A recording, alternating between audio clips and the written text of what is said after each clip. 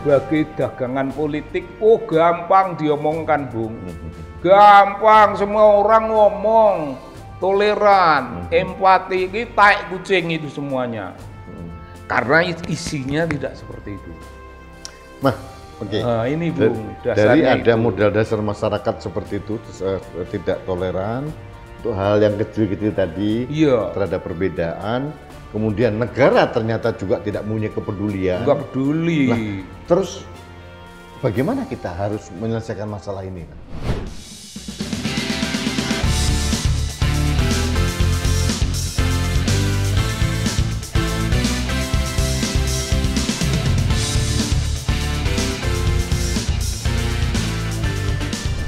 Halo sahabat Indonesia, kita bertemu kembali dalam kanal Anak Bangsa Podcast. Ya, tentu saja bersama budayawan kita, Dr. Muhammad Sobari atau Kang Sobari.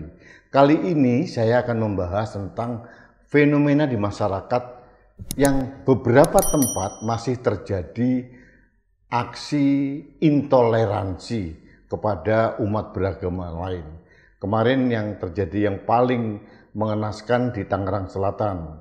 Ada orang doa rosario dalam rangka bulan rosario, bulan Mei, digerebek pakai senjata tajam. Terus kemudian nggak lama kemudian di Gresik ada seorang ASN dari sekolah Cermai Gresik itu mempersekusi orang yang sedang berdoa. Padahal itu berdoa dalam rangka menjelang hari kenaikan Yesus Kristus, itu wajar. Mereka merasa terganggu dengan nyanyi-nyanyian pujian yang dilantunkan oleh teman-teman kita beragama Kristen. Nah, itu sudah kita bahas dalam opini saya berkali-kali. Nah, yang ingin saya bahas pada kesempatan ini dengan budayawan Muhammad Sobari adalah fenomena intoleransi ini masih terjadi dan terlihat dengan nyata selama 10 tahun pemerintahan Presiden Jokowi. Tidak ada kemajuan yang berarti terkait hal itu. Nah, ini yang harus kita kupas tuntas bersama Kang Sobari. Kang, ini tadi pembukaan saya begitu, Kang. Saya melihat di negara kita kan instrumen untuk menjaga toleransi itu kan sudah komplit sebetulnya. Ada konstitusi yang menjaga sebagai payung hukum. Iya, diatur demikian. Kemudian ada aturan begini, aturan begitu dan sebagainya. Presiden pernah satu saat itu pernah ngomong ke gubernur, kapolda, pangdam, bupati, wali kota untuk jangan menghalangi dan harus menghidupkan suasana toleransi di daerah masing-masing. Tapi tidak bergema. Nah, yang terjadi sering terjadi di mana-mana dan yang membuat saya marah itu ujung penyelesaiannya itu kan. Itu pasti hanya dengan perdamaian dengan metres 10.000 terus dianggap selesai. Ini bagi saya adalah tidak adil. Perjanjian semu yang hanya menutupi kotoran dengan karpet merah. Nah, ada pertanyaan saya yang ingin saya mohon pencerahan dari Kang Sobari. Mengapa di era Pak Jokowi ini fenomena gerakan kelompok-kelompok intoleran itu masih saja tidak bisa tertuntaskan? Apa yang terjadi? Karena toleransi itu dipahami hanya di wilayah agama. Kita Muslim mayoritas, toleran kepada ini Hindu minoritas, Buddha minoritas, Kristiani minoritas. Tidak itu, dasarnya itu kita tidak toleran dalam hubungan dengan perbedaan, bukan hanya agama. Dalam perbedaan apapun kita tidak toleran. Termasuk etnis. Dengan etnis. Ya kalau orang ngamuk-ngamuk kan pasti lalu keluar kata-kata, wah Cina. Wah dasar Cina. Lah itu tanda kita belum bisa hidup berdampingan secara kultur dengan baik. Secara kultur kita tidak bisa nyaman tiap saat dengan orang yang berbeda. Nanti tentu saja itu perbedaan itu bukan hanya itu yang berbau ras, yang berbau ethnicity. Tapi ini yang berbau yang lebih kecil-kecil lagi. perbedaan warna-warni, oh ini Jawa, ini bukan Jawa. Itu mengutamakan betul, kita ini hanya Jawa. Itu banyak di dalam masyarakat kita. Dudu wong Jawa kok gitu. Jadi kalau bukan orang Jawa, itu dikondem, itu pasti jelek. Ya, Kak gitu ada. Primordialisme yang sesat itu ya? Iyalah, itu selfish. Selfish, mengutamakan dirinya sendiri. Kita tidak bisa toleran dengan orang yang bahasanya berbeda. Apa itu? Gitu. Itu di tingkat bawah, Bung. Di tingkat bawah betul. Mungkin di level atas pun sebenarnya ketika nanti rebutan di dunia politik, itu dihantam lagi. Dikapitalisasi lagi. Dikapitalisasi untuk menghantam orang yang namanya minoritas. Kitalah yang harus menang. Nah ini sebenarnya bukan hanya penyakit sosial yang tidak sembuh-sembuh. Ini dipelihara untuk hal tertentu. Saya agak beberapa kali mengucapkan, dalam politik itu ya jangan adalah Cina. Jangan adalah Aceh, jangan adalah Lampung, jangan adalah Jawa, jangan ada Sunda. Dalam politik adanya warga negara. Tidak peduli itu yang beda-beda itu, dan khususnya yang selalu menjadi korban politik etnis Cina, itu tidak akan pernah sembuh-sembuh ketika kita tidak bisa menata kehidupan harian yang penuh kerutan-kerutan itu menjadi sesuatu yang peaceful. Dasarnya pemahaman. Oh iya, dan bahasa Jawa ya. Tepo seliro. Tenggang rasa. Barang siapa bisa tenggang rasa. Oh bisalah. Tenggang rasa itu kalau aku dibegitukan, diperlakukan seperti itu, aku merasa marginalized, menjadi eksil. Kan tidak enak itu menjadi eksil, dimarginalkan. Nah, ketika kita punya perasaan semacam itu sebagai cultural capital, maka kita akan memperlakukan orang lain. Jangan. Jadi kalau istilah saya harus menumbuh kembangkan dalam diri masing-masing itu adalah empati sosial. Ya? Nah, empati itu perkara yang datangnya agak belakangan. Jadi ketika kita sudah bisa, dari mana Bung? Orangnya beda-beda. Itu dengan pertanyaan yang sama, dengan intonasi yang sama, tanpa perbedaan, baru kita belajar sesuatu yang namanya agak lebih tinggi itu, empati. Mas, gitu. Oke, tadi itu dari masyarakat ya. Dulu pada waktu tahun 2014, di awal pemerintahan Pak Jokowi sampai sekarang itu kita berharap bahwa masalah-masalah seperti ini tuh bisa dituntaskan atau minimal dikurangi di era Pak Jokowi gitu ya. Tapi ternyata selama 10 tahun ini aksi-aksi intoleransi ini tidak kunjung berhenti. Nah, itu bukan program utama. Pak Jokowi kan tidak pernah menaruh hal-hal macam gini sebagai program utama. Pokoknya bangun infrastruktur. Program yang sifatnya kultural itu tidak disentuh. Tidak menjadi bagian dari kesadaran para pemimpin kita. Tidak hanya Pak Jokowi. Semua pemimpin kita mesti bilang yang agak bagus gitu. Populis lah. Oh tidak, sama sekali tidak. Semua pemimpin ya bandit gitulah gitu. Ya bandit, mentalitas dia itu mentalitas bandit. Ya. Jadi mana ada Pak Jokowi menaruh perhatian kepada kultural. Jadi adalah semenjak pasangan JK SBY tempo hari itu, ada kaum seniman yang mewawancarai para calon-calon capres, cawapres. Didengar itu kesadaran kultural mereka seperti apa. Kelihatannya itu bagus, Bu. Kelihatannya itu sesuatu yang membawa apa yang namanya cultural education. Iya. Tapi peduli apa? Saya memandang itu dari jauh. Yang disebut cultural education telek bebek.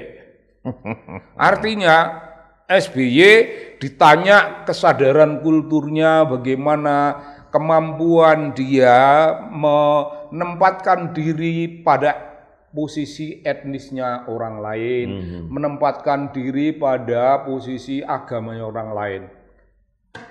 Itu sebagai dagangan politik, gampang diomongkan, Bung. Gampang, semua orang ngomong, toleran, empati, ini tai kucing itu semuanya. Karena isinya tidak seperti itu. Oke. Nah, ini Bung, dari ada itu. modal dasar masyarakat seperti itu, tidak toleran untuk hal yang kecil-kecil tadi, terhadap perbedaan. Kemudian negara ternyata juga tidak punya kepedulian. Enggak peduli. Nah, terus bagaimana kita harus menyelesaikan masalah ini? Ini diselesaikan dari level paling bawah. Ketika kita berbicara antara kita dengan sesama orang sesama warga RT RW, barangkali di desa. Kalau desa homogen lah, tapi kalau RT RW sebutannya itu kan untuk perkotaan, itu agak ruwet itu, karena ya kemampuan RT kita itu kan juga tidak sophisticated ya, bisa juga itu meres, bisa juga itu RT itu nanya ini apa surat kewarganegaraannya apa ini apa, bisa dikapitalisasi itu yang tidak pernah selesai. Nah. Jadi namun ada cara penyelesaian itu di tingkat desa itu kan ada gotong royong, bahkan juga di tingkat RT sering ada pertemuan dan omong-omongan. Apa yang harus diomongkan itu yang paling basis, the most basic issue. Tentrem kita bertetangga dengan itu, kita nyaman, tidak ada masalah-masalah dengan dia. Bukan ngomong tentang GDP, GNP, tingkat kesehatan udah diomongkan, tapi ketentraman. Nah kalau itu tertata dengan bagus dan bisa dikapitalisasi, termasuk dikapitalisasi itu mestinya hal semacam itu mendapat sorotan media dan media menjadikannya sesuatu yang kita sebut barangkali itu ya civic education. Mungkin boleh saja ini bagian dari character building. Boleh betul itu. Jadi kita membangun karakter, membangun watak di antara sesama kita itu, watak yang enggak usah pakai kata toleran, watak yang tidak luka dalam relasi dengan orang lain, watak yang tidak terganggu terhadap itu ternyata itu orang Madura sementara ini orang Sunda, enggak ada ketergangguan apapun. Orang Sunda itu harus punya kesadaran, aku ini Sundaku tidak akan pernah lengkap tanpa dilengkapi oleh kemaduraannya orang Madura. Orang Madura ngomong kemaduraanku ini tidak akan menjadi tanpa dilengkapi oleh keacehannya orang Aceh dan seterusnya. Ini basis ajaran kuliah antropologi. Wah ini kalau itu bisa dilakukan dalam indah sekali. Indah sekali luar biasa. Cuma memang kita aku mestinya jadi ketua RT tapi enggak tetanggaku enggak pernah menjadikan aku ketua RT. Saya ini Mas testimoni. Kebetulan saya pernah menjadi ketua RT gitu. Oh, itu pernah ya. Aku cara saya adalah sering membuat kegiatan bersama. Betul. Dan kemudian kita mempunyai, saya berikan tradisi. Kalau setiap hari besar agama apapun, kita selalu berkunjung, misalkan itu. Kalau ini Natalan, saya gerakkan rame-rame datang ke yang Kristen, yang Hindu. Hari ini nyepi. Saya bilang jalur ini harus dimatikan supaya tidak terganggu. Ada yang menarik, Mas. Waktu Idul Adha misalkan. Idul Adha itu mereka tanpa saya suruh, yang non-muslim banyak ya waktu itu, non-muslim banyak. Kita diminta untuk sholat saja Pak, sholat sudah semua sholat. Sholat Id gampang. Begitu saya selesai sholat Id, Mas, makanan yang kambing-kambing dan sudah siap sedia. Sudah dimasak oleh teman-teman yang non-muslim. Disiapkan. Nah, itu indah. Oh iya, ya Itu indah. begitu. Dan tidak pernah ada masalah perbedaan agama, perbedaan yang dibahas. Enggak ada. Yang ada adalah kesamaan bahwa kita sama-sama orang Indonesia. Itu yang menjadi. Tapi yang tukang persekusi kan juga RT itu. Nah, itu dia. RT Semprul, iya toh? RT Semprul. RT Semprul. Jadi kawasannya Juga maksudku juga di level sangat bawah. ya, itu harus edukasi. Ya, nah, gitu. ini pandangan dari Kang Sobar itu menurut saya pencerahan kultural yang baik yang harus dilakukan Dari sudut yang paling fundamental. Terus jangan lupa, Bung. Saya tadi kalau ngomong semua pemimpin Semprul itu keliru. Bung Karno punya solusi terhadap itu. Apa itu? Solusinya Bung Karno itu kawin antara suku. Antar suku. Iya. Itu sengaja dibuat gitu ya? Pemahaman beliau kan begitu. Oh, oke. Artinya gini, beliau bagaimana berpikir kita nggak tahu. Tapi kita yang berpikir. Ternyata kalau orang Jawa kawin dengan orang mana saja yang bukan Jawa, itu radikalisme kejawaan kita Berkurang. turun. Nah, ternyata orang itu juga priayi. Ternyata orang itu dari etnis begitu itu juga adiluhur. Ini menarik, ini sahabat Indonesia menarik sekali. Gitu. Ini benar, saya teringat sekali karena Bung Karno sendiri itu bapaknya Jawa, ibunya itu Bali. ada bangsawan dari Bali. Iya. Kemudian Bung Karno itu menikahi Bu Inggit itu orang Sunda. Iya. Menikahin Fatmawati orang Bengkulu. Bengkulan. Jadi ada lagi menikah sama Nur Masanggar orang Manado, Iya. gitu. Sama Jepang, macam-macam lah gitu ya. Dan menantunya Bung Karno kebanyakan yang berbeda suku memang. Nah, kayak Pak Guntur dengan yang bukan Jawa. Oh gitu ya. Ya, terus Bu Megawati kan dengan Taufik Kemas Palembang. Iya. Bahkan Guru Soekarno Putra kawin sama Uzbekistan gitu. Oh iya. Pernah. Iya. Jadi ini menarik sekali. Jadi saya teringat dan ini menjadi inspirasi bahwa Bung Karno secara tidak langsung membuat cara yang itu menurut saya strateginya adalah kawin antar etnis itu menarik sekali. Dan ada sebutan itu, Bu. Apa itu? Pembauran. Ya. Membaur itu menghilangkan semua perbedaan. Iya. Loh iyalah, otomatis kalau kita orang sudah berkeluarga, sudah jadi suami istri, itu tidak akan menjelekkan etnis istrinya, Atau tidak sebaliknya. akan sebaliknya. Ya. Oke, Dan saya lebih menukik lagi masalah intoleransi dalam beragama nih kan. Ya. Ini dulu zaman saya masih kecil tahun era 80-an atau apa itu hal-hal seperti ini. Oh iya masih kecil itu tahun itu. Masih SMP lah. Aku sudah sarjana Ibu. Lain generasi. Jadi 70-80 itu kehidupan kita kan tidak pernah memperdulikan itu Cina, itu Sunda, itu Batak, itu agama apapun kita tidak peduli. Aman saja, nyaman saja. Aman. Tidak ada masalah. Orang Lebaran, mereka datang, orang Natalan kita datang juga. Jadi nggak pernah itu. Tapi setelah era 90-an akhir kemudian 2000, perbedaan itu kan ditajamkan gitu kan. Dikapitalisasi oleh Orde Baru. Orde Baru juga. Nah, itu kenapa ya? Apakah ada setelah Orde Baru malah lebih parah loh, Kang? Oh iya, belakangan menjadi lebih parah. Lebih parah. Kenapa itu terjadi? Atau karena ada kepentingan politisasi ya terhadap agama untuk supaya dikotak-kotakkan sehingga bisa di modal atau gimana? Itu pertanyaan Anda. Itu yang saya agak fight berkali-kali. Dalam politik jangan ada Cina. Itu yang itu ya. Itu enggak boleh ada Cina. Tidak boleh ada Islam, tidak boleh Kristen. Enggak boleh. Harus satu menjadi satu. Satu warga negara yang mau melakukan prinsip dasar yang penuh akomodasi seperti ini hanya orang yang non politik. Orang-orang politik itu makanya semprul karena mereka mengkapitalisasi posisi mayoritas. Jadi ada andil juga orang para politisi. Politisi mayoritas. Iya. Jadi akan perhatikan. Ada beberapa, misalkan ada masalah nih, menyangkut masalah teman-teman kita yang kelompok Islam yang agak keras gitu ya. Kita ngomong sama pejabat itu, wah ini tahun politik nih.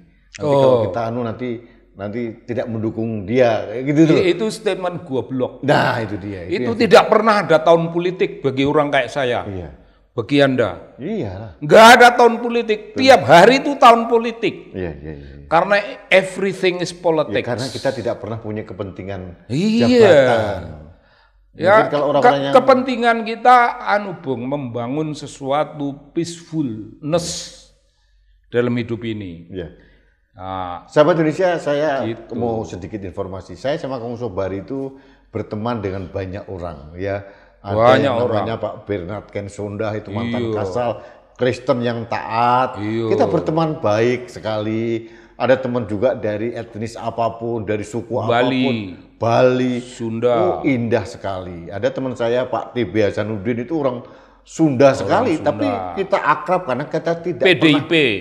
Ya PDIP juga dan tidak pernah menonjolkan kejawaannya, kesundaannya. Enggak. Nah, kita mempunyai kesamaan, perasaan yang sama. Kita sama-sama menjaga Indonesia, satu kesatuan. Keren, Bung. Itu Indonesia. itu. Jawa itu tak lupakan loh, Bung.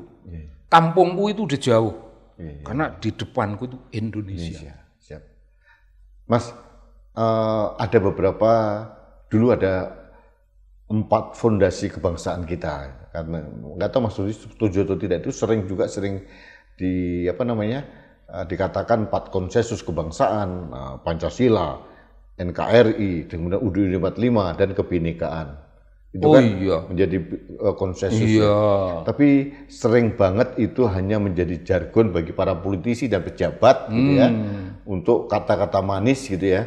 Dan jujur Kang, saya sendiri itu kalau mendengarkan pidato kebudayaan, dari pejabat saya nggak percaya. Yang pertama, saya yakin itu yang bukan dia. Bukan. Itu orang-orang akhirnya dia dan dia tidak menghayati apa yang dia katakan. Enggak. Dan artinya itu tadi secara penyelesaian perbedaan diselesaikan secara kultural seperti saran Kang Sobari tadi tidak akan pernah mampir dalam benak mereka gitu ya. Enggak. Sama sekali enggak. Iya. Mereka mengapitalisasi kata-kata indah Iya. untuk membuat suatu citra. Oh ini Bapak ini orang baik nih, kita pilih dia. Macam gitu. Tapi tindakan politiknya itu pasti busuk. Itu dia. Selalu busuk. Harus kita simpulkan negara kurang peduli atau tidak peduli lah terhadap hal seperti ini. Jadi kita harus mempunyai kesadaran, harus kita selesaikan sendiri. Ketika kita menyadari bahwa program utama pemerintah itu ini dan hampir tidak kita temukan suatu program yang secara spesifik menyadari perlunya ketegangan di bidang kultur ini. Dan ini tidak diadres sama sekali kecuali oleh Bung Karno. Itu semua sontoloyo. Dan terus akan terjadi terus begini ya? Terus menerus. Dan begini, bukan hanya terus menerus. Di Orde Baru itu, sangat betul itu. Mengonsentrasikan dirinya pada kekuatan kemiliteran. Tidak peduli, Islam pun disikat. Jadi ketegangan antara satu pusat kekuasaan dengan pusat-pusat kekuasaan yang lain. Pusat kekuasaan yang suatu itu besar, namanya Orde Baru, pusat PDIP, lalu P3, nama-nama lenyap. Wah itu tidak pernah memberi kita sesuatu perspektif yang membawa rasa damai, membawa rasa keindonesiaan. Itu penciptaan kedamaian yang semu. Sangat semu, seperti tadi 4 pilar itu kan, 4 pilar itu bagus Bung, 4 pilar itu secara konseptual untuk cecangkeman. Untuk cecangkeman. Tidak ada urusannya dengan jiwa ya. Itu cangkem. Perlu untuk nipu rakyat itu. Menipu orang banyak. Oke Kang, terima kasih. Ini obrolan singkat menarik. Iya. Kita sudahi dulu. Sahabat Indonesia, ada yang hal menarik. ini yang ya kita simpulkan dari pembicaraan kita dengan Kang Sobari, yang pertama memang kita harus akui bahwa di era Pak Jokowi ini, bahkan para pejabat sebelum-sebelumnya juga tidak pernah menyentuh yang mendasar untuk mengatasi masalah perbedaan ini. Karena mereka terbuai dengan pembangunan fisik semata. Gitu. Jadi, Bung, ada satu lagi, Bung. yes. Kalau presidennya memiliki satu fokus yang begitu rupa, itu menterinya juga penjilat-penjilat, Bung. Ya. Jadi mari kita nyimpang bersama-sama. Oh iyalah. Iya. Jadi seperti kata banyak orang bahwa ikan itu kalau kepalanya busuk ya semuanya udah busuk. Enggak enak. Nggak enak kabeh. Nah, itu yang terjadi. Jadi masalah intoleransi itu harus menjadi musuh kita bersama dan harus kita perangi. Pada saat negara abai, kita rakyat yang harus memunculkan bahwa di dalam keindonesiaan kita itu harus kita akui suatu keniscayaan anugerah dari Tuhan bahwa memang ada perbedaan. Ada suku Sunda, suku Jawa, suku-suku sekian ribu suku, beraneka bahasa, termasuk ada 6 agama yang diakui negara. Itu keniscayaan dan itu menurut saya merupakan kekuatan yang indah. Dan itu kemewahan. Kemewahan karena negara lain belum tentu punya seperti itu. Enggak punya. Sekarang bagaimana kita merawat itu? Dengan cara yang tadi yang dikatakan oleh Kang Sobari adalah bagaimana kita menumbuhkan tenggang rasa. Tidak terganggu, merasa terganggu dengan apa aktivitas. Nyaman dengan siapapun. Jadi aktivitas agama apapun bagi saya nyaman. Jujur saya pernah katakan, saya kalau ada teman-teman Kristen bernyanyi kidung puji-pujian sama Tuhan, saya senang juga. Karena apa? Yang dipuji-puji itu Tuhan saya juga. Tuhan yang sama. Jadi artinya bagaimana kita menumbuhkan itu dan jangan terkotak-kotak karena suku, apalagi agama. Karena itu sangat sensitif dan itu akan menimbulkan gesekan. Dan kalau negara tidak abai, pemerintah tidak abai, siapapun tidak abai, mari kita abai dengan lingkungan terkecil kita di keluarga. Kita ciptakan anak-anak kita untuk menjadi manusia toleran. Di lingkungan RT, RW juga harus kita tumbuhkan rasa tenggang rasa yang baik, empati sosial yang tinggi, insya Allah aman. Karena kita tidak bisa mengharapkan pemimpin politik kita berpikir sedetail itu. Tidak bisa. Jadi dan kata toleran nggak usah diinget-inget. Kita mengalir saja. Tanpa kata toleran. Toleran itu bagian dari kebohongan. Jadi satu hal toleransi itu sudah. Lupakan. Yang kedua tidak ada mayoritas dan minoritas. Nggak ada. Karena Tuhannya sama di semua. Janganlah berasa, Jawa paling mayoritas, Islam paling besar. Lalu seolah-olah merasa punya privilege untuk berbuat apa saja. Itu salah besar. Kita sama-sama satu manusia Indonesia. Di bumi Indonesia. Harus kita jaga. Terima kasih. Kita bertemu kembali dalam kanal Anak Bangsa Podcast selanjutnya. Sampai jumpa.